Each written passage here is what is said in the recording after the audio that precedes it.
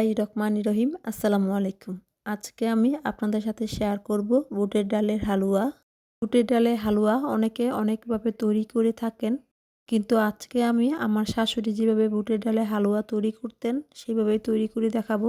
আর এইভাবেই বুটের ডালের হালুয়াটা তৈরি করলে আমার কাছে অনেক বেশি ভালো লাগে। আশা করছি আপনাদের কাছেও ভালো লাগবে। তো চলুন দেখে নেওয়া যাক কিভাবে বুটের ডালের হালুয়া তৈরি করতে হয়।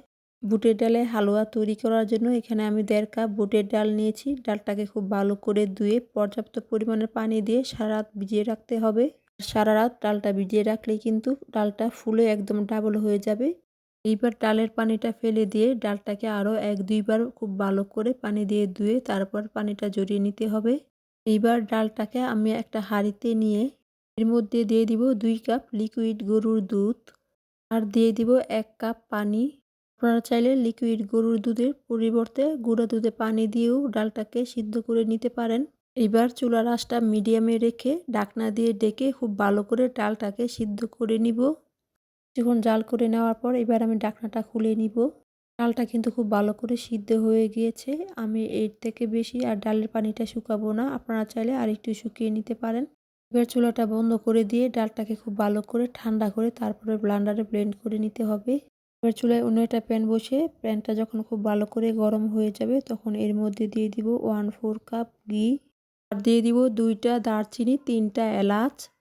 এলাচটা দিয়ে দেওয়ার পর এবার এর মধ্যে দিয়ে দিব সেই ব্লেন্ড করে নেওয়া বুটের ডাল আর দিয়ে দিব 1 কাপ চিনি আর দিয়ে দিব 1/3 কাপ কোরানো নারিকেল। আমার শাশুড়ি যখন বুটের ডালের হালুয়া তৈরি করতো তখন কোরানো নারকেলটা দিত। আর এই নারিকেল দেওয়ার কারণেই হালুয়াটা খেতে অনেক বেশি ভালো লাগে। আর এখানে আমি ফ্রোজেন নারকেলটা দিয়েছি। আপনারা চাইলে ফ্রেশ নারিকেলটাও দিয়ে এই হালুয়াটা তৈরি করতে পারেন। এবার সব কিছুকে খুব ভালো করে নেড়ে চেড়ে মিশিয়ে নিব আর মিশিয়ে নিয়ে চুলার আঁচ মিডিয়াম থেকে কিছুটা কম রাখতে হবে। আর নাড়তে নাড়তে হালুয়াটা ঘন করে নিতে হবে। কোনোভাবেই নাড়া বন্ধ করা যাবে না। নাড়া বন্ধ করলে নিচে দিয়ে পুড়ে যেতে পারে। আর পুড়ে গেলে কিন্তু হালুয়াটা খেতে ভালো লাগবে না। প্রথম থেকে শেষ পর্যন্ত কিন্তু হালুয়াটা নাড়তে নাড়তে তারপরে ঘন করে নিতে হবে। হালুয়াটা কিছুক্ষণ জাল করে নেওয়ার পর দেখবেন চিনিটা গলে গিয়ে পানি পানি ভাব হয়ে যাবে। আর এখনও কিন্তু হালুয়াটা অনেকটা পানি পানি ভাব আছে। এই পানি ভাবটা খুব ভালো করে শুকিয়ে নিতে হবে। এই পর্যায়ে হালুয়াটা খুব ভালো করে শুকিয়ে তারপরে হালুয়াটা অনেকটা ঘন হয়ে এসেছে। এবার এর মধ্যে থাকা যে গরম মশলাগুলো আছে সেগুলোকে আমি ফেলে দিব। হালুয়াটা যখন খুব ভালো করে হয়ে যাবে তখন দেখবেন হালুয়াটা প্যান থেকে উঠে আসতে চাইবে। হালুয়াটা ঠিকমতো হয়েছে কিনা সেটা বোঝার জন্য সামান্য পরিমাণের হালুয়ার মিশ্রণ নিয়ে হাতের মধ্যে লেগে যায় না গোল করে একটা বল তৈরি করা যায় তখন বুঝে নিতে হবে হালুয়াটা সুন্দরভাবে তৈরি হয়ে গিয়েছে। এখন আমি চুলা থেকে নামিয়ে নিব। এবার চুলা থেকে নামিয়ে হালুয়াটাকে একটা প্লেটের মধ্যে নিয়ে ছাঁচের মধ্যে সামান্য পরিমাণের ঘি ব্রাশ করে হালুয়াটা মোটামুটি ঠান্ডা হয়ে গেলে এখান থেকে কিছুটা হালুয়ার মিশ্রণ নিয়ে গোল করে তারপর ছাঁচের মাঝ বরাবর দিয়ে আরেকটা ছাঁচ দিয়ে চাপ দিলে সুন্দর একটা ডিজাইন হয়ে যাবে। আর এইরকম করে আমি আরও কয়েকটা তৈরি করে নিব। আর কুকি কাটারের মধ্যে সামান্য পরিমাণের ঘি ব্রাশ করে এটা দিয়েও আরেকটা ডিজাইন তৈরি করে নিব।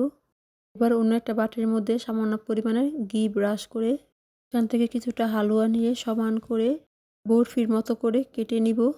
আর এইরকম করে সবগুলো তৈরি করে নেওয়ার পর উপরে পেস্তা বাদাম কুচি কিশমিশ দিয়ে আমি সার্ভিং প্লেটে সাজিয়ে নিব। তৈরি হয়ে গেল দারুণ স্বাদের বুটের ডালের হালুয়া। আজকে এই বুটের ডালের হালুয়া রেসিপিটি দেখার পর বাসায় তৈরি করবেন। আশা করছি সবার কাছে ভালো লাগবে। আর ভালো লাগলে লাইক দিয়ে চ্যানেলটি সাবস্ক্রাইব করা না থাকলে সাবস্ক্রাইব করে পাশে থাকা বেল বাটনে অল দিয়ে দিবেন। এতে করে আমি কোনো রেসিপি পাঠালে সবার আগে আপনারা দেখতে পারবেন। আর যারা আমার চ্যানেলটি সাবস্ক্রাইব করেছেন তাদেরকে অসংখ্য ধন্যবাদ। আমার রেসিপিগুলো আপনাদের কাছে ভালো লেগে থাকলে আপনাদের পরিবার এবং বন্ধুদের সাথে শেয়ার করতে ভুলবেন না। আজকের মতো এতটুকুই। সবাই ভালো থাকবেন। আল্লাহ হাফেজ।